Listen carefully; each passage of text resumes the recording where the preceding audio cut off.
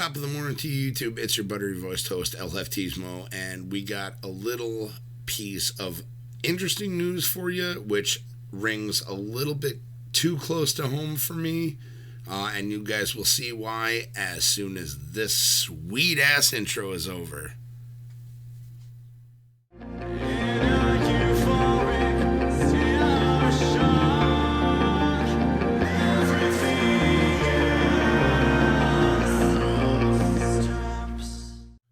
Welcome back, everybody. So here we are with the story for today. A grocery store threw out $35,000 in food that a woman intentionally coughed on, sparking COVID fears, police say. That's just bad news bears. Not even funny. This is from CNN.com, so let's see what this says.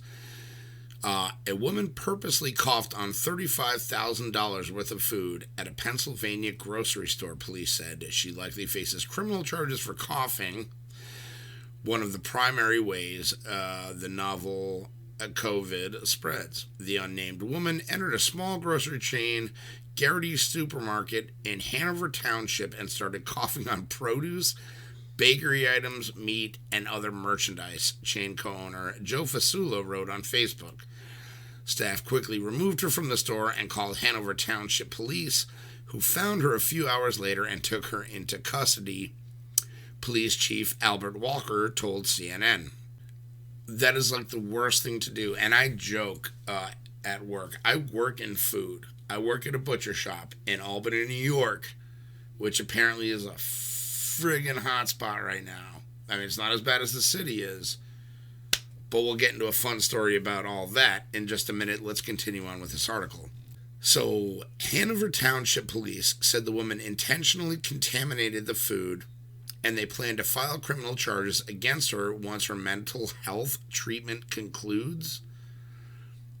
Officials don't believe she's infected with COVID, but will make every effort to see that she is tested, Fasula wrote. Again, it reiterates that employees at the supermarket disposed of $35,000 worth of produce, which is ridiculous. Despite considering what she did a very twisted prank, Fasula said that the store threw out every item she came into contact with and worked with a local health inspector to identify and disinfect areas she entered. So cool. So not only is this inconsiderate individual, I'm going to try to be as nice as I can here, wasting $35,000 worth of food, she has now crossed the lines into wasting taxpayers' money by having a local health inspector come in and not only identify the areas but disinfect them as well, which you can imagine these days is probably not very cheap, considering that this took place in Pennsylvania, which I believe right now the hot spots in the United States are California, obviously, New York, and Pennsylvania. Not fucking cool. Let's keep going. Ultimately, he said the store disposed of $35,000 worth of food. I am absolutely sick to my stomach about the loss of food, Fasula said. While it is always a shame when food is wasted, in these times when so many people are worried about the security of our food supply, it is even more disturbing. It's not clear what charges the woman may face when she leaves mental health treatment. Now, like I said, I work for a butcher shop, and for days, probably going on about a week now, I have heard from individuals, customers that is, that we, as opposed to the major markets, like the ones we have around here, Hannaford, Market 32 or Price Chopper, even to go so far as like the bigger stores, like Walmart and, some of the other bigger chains, we have ground beef and chicken, which the ground beef we're considering pink gold these days, and chicken, and these places are wiped out of it. So to think that somebody would even kind of, and this goes along with something that I saw a thumbnail for, a video that I didn't even have the stomach to watch the other day, but that we'll get into this in just a moment. Now, here is something very interesting. People who threaten to spread the virus charged with terrorism. I don't think that's such a bad idea at all, especially these days. We got swatting going on. We have the coof going on right now. What is going on in the world right now? It's insane. These are very, very interesting times that we are living in right now. And if you're younger, you have never seen anything like this. I'm 41. I've never seen anything like this, and it's crazy to think that this is the society we're living in now. But let's see. The Department of Justice affirmed Wednesday that people who intentionally spread the COVID could be charged with terrorism. Officials across the states are taking threats of spreading coronavirus seriously. Earlier this week, a New Jersey man who police said purposely coughed on a grocery store employee and said he had coronavirus was charged with making terroristic threats. It was not clear whether the man had a lawyer, the state's attorney general said. And you know what's sad is that doesn't surprise me. I'm going to go ahead and, speaking from somebody who is not as important as the police, EMTs, firefighters, anybody in any medical profession right now, you guys are the real heroes. Obviously warehouse workers, truck drivers, anybody keeping the thing, all the little guys. This is our time to shine. But it doesn't stop people from almost literally biting the hand that feeds them. It's brought out, in my opinion, corporations' true colors and just humanity as a whole, their true colors. And it's very interesting to see customer dynamics at work and see who is more observant of the way things are these days at work. So this dude coughing on some other dude sadly does not surprise me at all. And in Missouri, this is where I was going with this.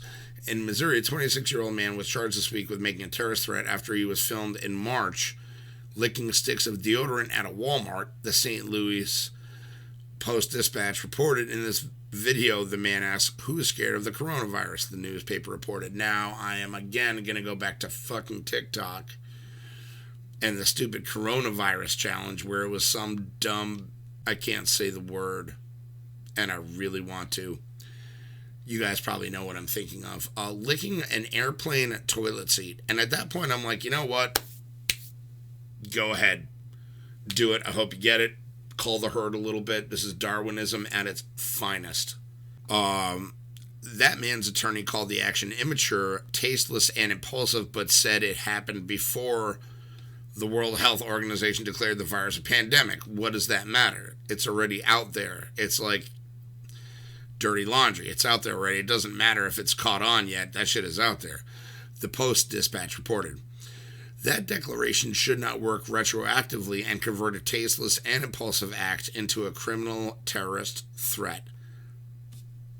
Dude, you know what you're in for. You're doing it for the views.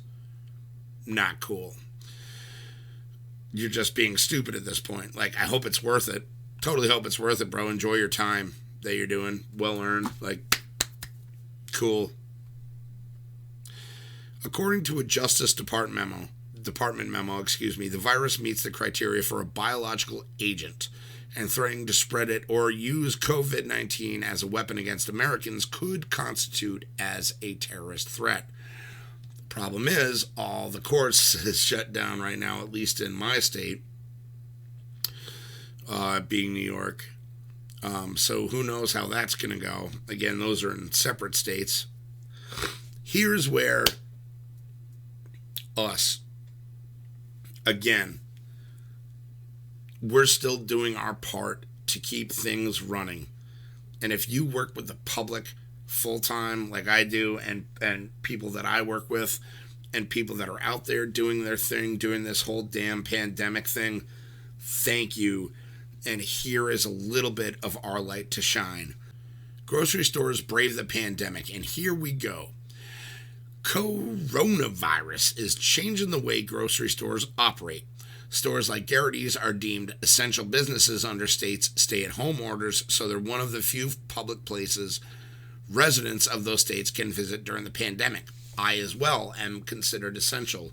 I actually got a letter from the owner of the company for just in case, just a rumor now, because it's happening in the city, but just in case we get pulled over, we have a letter to say that we work for a deemed essential business, and that we're either going to or coming from work, which is really crazy to think about. And it was very surreal to receive that letter and look at it with any kind of a modicum of believability, to say the least, because it's very crazy to think about. I digress. But as customer visits to grocery stores spike, which I never understood, and consumers continue to hoard supplies, again, I don't get the toilet paper thing. I will never get the toilet paper thing. I don't care how anybody explains it to me. I will never understand that. Industry groups fear that the U.S. food supply will eventually dry up too. A group that represents brands like PepsiCo and Clorox wrote to the State Department that panic buying coupled with countries cutting off exports to the U.S. could exacerbate the public health crisis. Now, to touch on that a little bit, the butcher shop that I work at in Albany, New York, we have suspended all sales that we have going on, whether it be usually Monday and Tuesday we'll have sales. Monday will be chicken and ground beef at like half off. Tuesdays will be like our bottom sirloin steak tips on sale. That is not happening.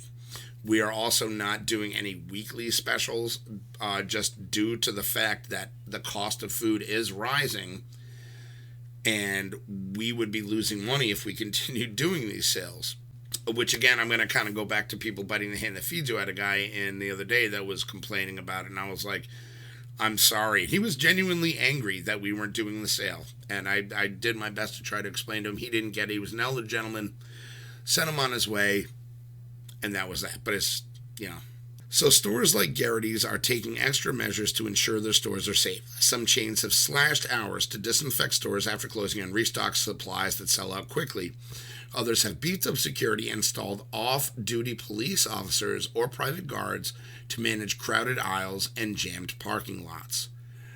The incident with the unnamed woman at Garrity's showed employees why their strict safety measures are necessary, Fasula wrote on Facebook. And I'm going to go ahead and agree with him on that. We're living in some scary, crazy times, and there are a lot of just panicky, paranoid people out there that are very scared, and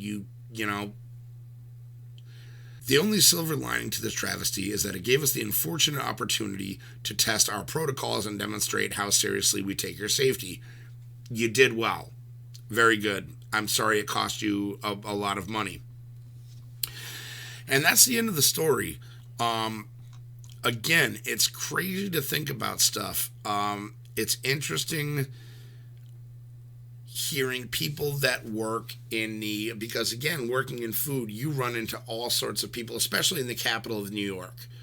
You run into a lot of people that are working right now, and if they're working, they're essential. They're doing something.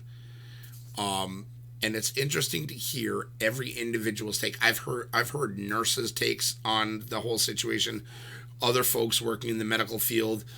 I've heard police officers, state troopers, like firemen, EMTs, everybody's opinion on this. These are crazy times we're living in right now, and although we may joke about it, it's still apparently a pretty serious situation. And people don't cough on food.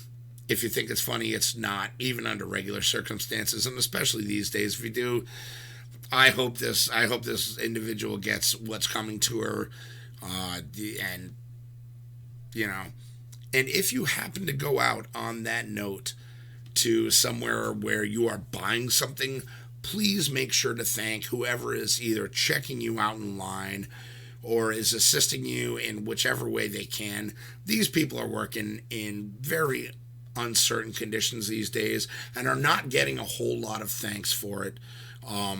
So please make sure to thank your firefighters, your police officers, your medical, anybody that works in the medical field, anybody keeping things going at this point. Make sure to reach out and just let them know that you appreciate them working. It only takes a little bit of kindness. And if you look at it, we're putting ourselves at risk as well because we deal with the public. And there's only so much you can do to protect yourselves. So with that being said, guys, thank you so much for putting up with this probably too long video.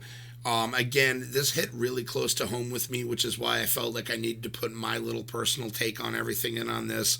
But guys, do what you're doing. If you're working remotely from home, whoever's working out there, anybody working, thank you. My heart goes out there to everybody who unfortunately is not working at this point, small business owners, anybody not getting paid for working.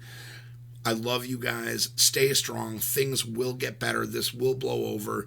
Thank you guys for doing your part for so long and getting the short end of the stick on this. Until next time, guys, keep it tuned to HefTV for anything interesting. There's no shortage of stuff to talk about these days, unfortunately. And when things get back to normal, go out there, do good things for everybody, man, especially after all this. If everybody did one good thing for somebody else each day, this world would not be such a bad place. And I know you can't do it right now, but I know that you will. So thank you guys so much for watching on behalf of everybody here at HefTV. We love you very much. Thank you for the support during this, and we'll see you guys soon.